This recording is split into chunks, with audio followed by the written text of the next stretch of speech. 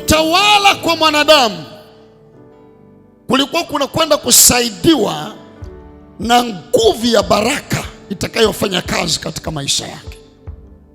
Nisikilize wana wa Mungu.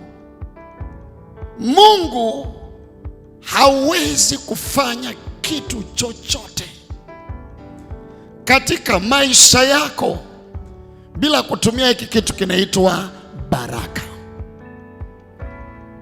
Baraka.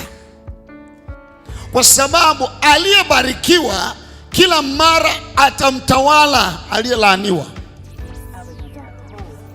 Aliyebarikiwa kila mara atakuwa kichwa cha yule aliyelaaniwa. Kwa sababu kinachozuia biashara yako isikuwe kubwa, kuna laana zinafanya kazi. Watu mnaofanya biashara nao wanajua ili wazuie biashara yako isifanikiwe, kuna maneno wanayatamka. Ili yule mnayefanya kazi naye ofisini ajue ya kwa usiinuke, kuna maneno anayotamka, usiinuke, usipate kibali.